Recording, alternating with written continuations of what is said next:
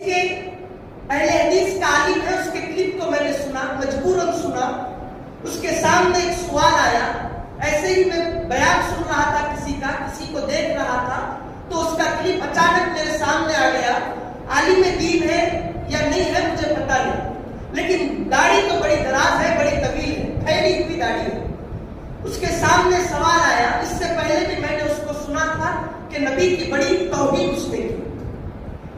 دیکھا کہ سوال آیا، سوال پڑھ کر سناتا ہے، پتا نہیں کہ وہ لوگوں کے سوال ہوں گے کہ یا انہی کے بنائے ہوئے سوال ہوں گے کہ سوالوں کو لکھ لیا سامنے، وہ لگا لیا ریکارڈنگ اور ریکارڈنگ کر دی، لوگوں میں پھیلا دیا۔ یہ بھی بتا نہیں سکتے کہ لوگ سوال کرتے ہیں کہ ان کے بنائے ہوئے سوال ہیں۔ کسی نے کہا کہ 11ویں شریف کرنا کیسا ہے، جائز ہے کہ جائز نہیں؟ سوال کو اس نے پڑھ کے چٹھی کو بند کرا رکھا اور کہنے لگا کہ مجھے تعجب ہوتا ہے کہ لوگ 11ویں کی بات کرتے ہیں۔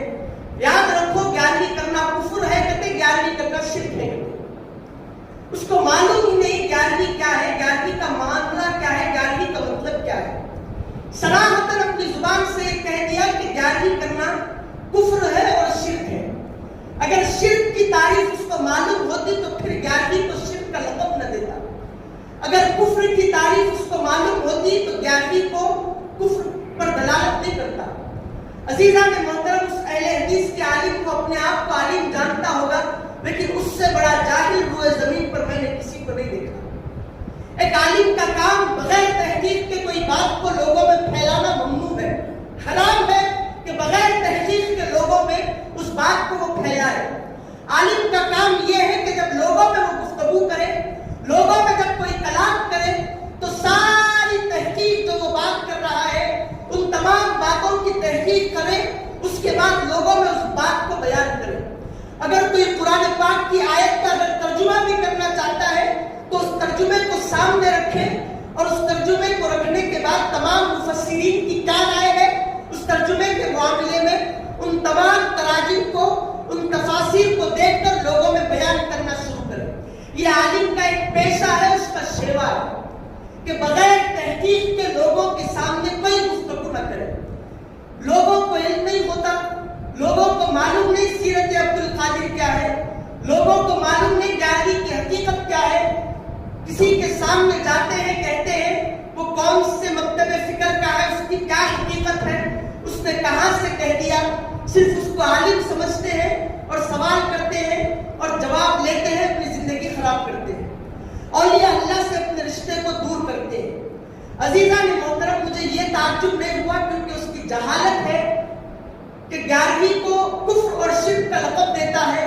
اس نے بتا دیا کہ میں جاہل ہوں، لیکن آگے اس نے بات بغیر تحقیق کے بتائی کہ 11ویں کیا ہے۔ 11ویں یہ ہے کہ اس میں جو جانور ذبح کیا جاتا ہے وہ اللہ کے نام کا جانور نہیں ہوتا بلکہ غیر اللہ کے نام کا جانور ہوتا ہے۔ 11ویں میں جو بکرا ذبح کیا جاتا ہے یا جو بھی حلال جانور ذبح کیا جاتا ہے تو وہ جانور جو ہے وہ بسم اللہ اللہ ہو کر کہہ کر نہیں ذبح کیا جاتا، عبدالقادر کے نام سے ذبح کیا جاتا ہے۔ اتنی بڑی جہالت کی جہالت سر چڑھ گئی اس کا۔ اگر وہ اپنے آپ کو عالم کہتا ہے اور لوگوں کے مجمع میں واعظ و نصیحت کرنے کا کام کر رہا ہے تو تھوڑی سی عقل لگا کر، یا نہیں تو لوگوں کے سامنے جا کر اہل سنت والجماعت کی کتابوں کو پڑھ کر یہ تحقیق کرتا کہ 11ویں میں ذبح ہوتا ہے تو کس کے نام پر جانور ذبح ہوتا ہے۔ عزیزان محترم، علماء اہل سنت کا یہ متفقہ فیصلہ ہے کہ جب کوئی جانور، قرآن کی بات ہے، قرآن کہتا ہے کہ اللہ کے علاوہ کو کوئی جانور ذبح کیا جائے تو قربانی نہیں ہوتی، اس کا کھانا حرام ہے۔ علماء اہل سنت کو یہ بات معلوم نہیں، کتنا بھی بڑا جاہل علماء اہل سنت والجماعت کا جاہل آدمی کیوں نہ ہو، جب وہ ذبح کرتا ہے تو بغیر اللہ کے نام پڑے کوئی جانور کو ذبح کرتا؟ بالکل نہیں کرتا۔ اس کا شیوا ہی نہیں، کیونکہ بچپن سے اس کو یہ سکھایا گیا، یہ پڑھایا گیا کہ جو بھی جانور ذبح کیا جائے وہ اللہ کے نام سے ذبح کیا جائے۔ وہ براہ راست اعلان کر کے کہتا ہے، لوگوں میں مائک میں کہتا ہے کہ غوث اعظم کی 11ویں کرنا یہ کفر ہے، یہ شرک ہے۔ کیوں؟ اسی لیے کفر اور شرک ہے کہ اس میں جو جانور کو ذبح کیا جاتا ہے وہ غیر اللہ کے نام سے بلکہ عبدالقادر کے نام سے ذبح کیا جاتا ہے۔ ایسا بالکل نہیں۔ ہر جانتا ہے کہ جب کوئی جانور ذبح کیا جاتا ہے تو اس میں اللہ کا نام لے کر اس کو ذبح کیا جاتا ہے اور ثواب جو ہے وہ حضرت عبد القادر کو پہنچایا جاتا ہے، پیران پیر کو اس کا ثواب پہنچایا جاتا ہے۔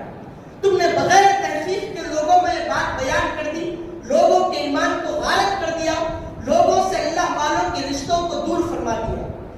عزیزان محترم، پھر وہ کہتے اگر ہم ان سے سوال کریں کہ ٹھیک ہے ہم تو جب جانور ذبح کرتے ہیں اللہ والوں کا نام لے کر کرتے ہیں تم کہتے ہو، لیکن ہم تو ایسا نہیں کرتے، لیکن جب ہم اللہ کا نام لے کر ذبح کرتے تو 11ویں میں آگے کھاتے کیا؟ پوچھو ہم سے سوال۔ اگر تم کہتے ہو کہ اللہ کا نام لے کر ہم ذبح نہیں کرتے، غوث اعظم کا نام لے کر ذبح کرتے، ہم تو ایسا نہیں کرتے، لیکن اللہ کا نام لے کر ہم ذبح کرتے، فاتحہ عبد القادر کے نام پر دلاتے، تو بولو کہ آگے ہماری 11ویں میں بیٹھ کے کھاتے کیا؟ کوئی جواب نہیں۔ لفظ غیر اللہ کا نام چڑھا کر جانور کو ذبح کرنا کفر ہے، شرک ہے کہ فتوے بغیر تحقیق کے لگانے والے جاہلوں سے مخاطب ہو کر کہتا ہوں تم نے اہل سنت والجماعت کے علماء کو پڑھا ہی نہیں، ان کی کتابوں کو دیکھا ہی نہیں، عبد القادر کی محبت کو تم نے اپنے دلوں میں بسایا ہی نہیں۔ عزیزان محترم، پھر یہ لوگ کہتے ہیں کہ اللہ کو چھوڑ کر حضور پاک علیہ السلام کے تذکروں کو زیادہ کرتے ہیں، ان کے بیانات زیادہ کرتے ہیں، ان کے جلسوں میں جاؤ تو دیکھ، جب بھی ان کا جلسہ دیکھو تو رحمت للعالمین کے جلسے ہوتے ہیں، ربیع الاول کے جلسے ہوتے ہیں، امام الانبیاء سید الانبیاء کے جلسے ہوتے ہیں۔ جب 11ویں کا مہینہ آیا تو شان غوث اعظم پر، عظمت غوث اعظم پر، سید الاولیاء کے نام پر، سیرت غوث اعظم کے نام پر ان کے جلسے ہوتے ہیں۔ جب حضور معین الدین چشتی کا وقت آئے ولادت کا یا وصال کا تو پھر ان کے نام کے تذکرے ہوتے ہیں، پھر حضرت علی کرم اللہ وجہہ کے مناقب پڑھے جاتے ہیں۔ اللہ کے ذکر کو چھوڑ کر جو اللہ نے جن چیزوں، جن مقدس ہستیوں کو پیدا کیا ان کا یہ ذکر کرتے رہتے ہیں، جبکہ ان کے جلسے اصلاح معاشرہ پر بالکل نہیں ہوتے۔ اللہ کے ذکر کی محفل کا کوئی پوسٹر ان پر لگا ہوا ہم نے نہیں دیکھا۔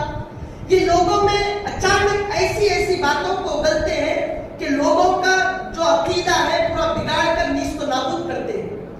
عزیزان محترم، اس کا بھی حدیث سے جواب دیتا ہوں۔ آپ کو حدیث معلوم نہیں، آپ نے اہل حدیثوں کی محفلوں میں بیٹھ کر، بدعقیدوں کی محفلوں میں بیٹھ کر اپنے ایمان کو خراب کیا ہے۔ جو لوگ یہ کہتے ہیں کہ غیر اللہ کے نام پر چڑھا ہوا جانور حرام ہے، ہم بھی یہ کہتے ہیں، اور اہل سنت والجماعت کا کوئی جاہل بھی یہ عمل نہیں کرتا کہ اللہ کا نام نہ پڑھے اور جانور کو ذبح کرے، بلکہ اللہ کا نام پڑھتا ہے پھر جانور ذبح کرتا ہے۔ اب وہ کہتا ہے کہ پھر اس کو نام دے دینا پیران پیر کے جانور کے نام سے، یعنی اگر کوئی بکرا لایا گیا تو کہتے نا پھر اس کو پیران پیر کا نام چڑھا دینا اس کو کہ 11ویں کا بکرا ہے۔ عزیزان محترم، نام چڑھانا اور ہے، اللہ کے نام پر ذبح کرنا اور ہے۔ اب کسی شخص جو اہل حدیث کا فرد ہو یا عالم دین ہو، اس کے گھر کے یہاں تو بیل رکھے ہوئے ہو، اب میں جا کر کہوں کہ بیل تم نے یہاں پر لا کر اپنے گھر پر لگائے ہیں، یہ کس کے لیے ہے؟ تو کہا میرے بچے کے لیے، میں بچے کا نکاح ولیمہ کرا رہا ہوں، اس ولیمے میں کاٹنے کے لیے۔ اب نام چڑھ گیا نا تو مشرک ہو گیا، اب نام چڑھ گیا نا تو کافر ہو گیا۔ ہم نے کہا کہ یہ تم نے بکرے لائے ہیں، کس کے لیے لائے ہیں؟ یہ بکرے کس کی قربانی کے ہیں؟ تو کہا کہ یہ بکرا میری ماں کی قربانی کا ہے، یہ بکرا میرا ہے۔ اب یہ بکرا میرا ہے، تیرا نام چڑھ گیا تو مشرک ہو گیا، تو کافر ہو گیا۔ ارے بے وقوف، نام چڑھنا اور ہے اور اللہ کے نام سے ذبح کرنا اور ہے۔ تم نے فرق ہی نہیں جانا، بلکہ اہل سنت والجماعت کو اس قدر تم نے بدعتی والا لقب لگا دیا کہ تم خود جاہل بن گئے۔ عقل اگر ہو تو تم سمجھتے، جبکہ تم کو عقل ہی نہیں، اس لیے ہم تم سے الجھتے نہیں۔ اتنی جہالت کی بات اس بدبخت نے کی کہ قربانی کے جانور میں پیران پیر کا نام چڑھتا۔ عزیزان محترم، اب یہ جو پہلی بات میں نے کی تھی کہ لوگ اللہ کے ذکر کو چھوڑ کر غیر اللہ کا ذکر کرتے ہیں، میں آپ کو بتاتا ہوں اللہ تعالیٰ نے حدیث پاک میں حضور پاک علیہ السلام نے کیا فرمایا۔ حدیث پاک آپ کو سناتا ہوں، اگر یہ حدیث کو وہ نہ مانے تو کافر۔ اب مجھے یہ بتاؤ کہ ذکر الانبیاء من العبادہ، نبیوں کا ذکر کرنا تم کہتے ہو کہ ہم اللہ سے زیادہ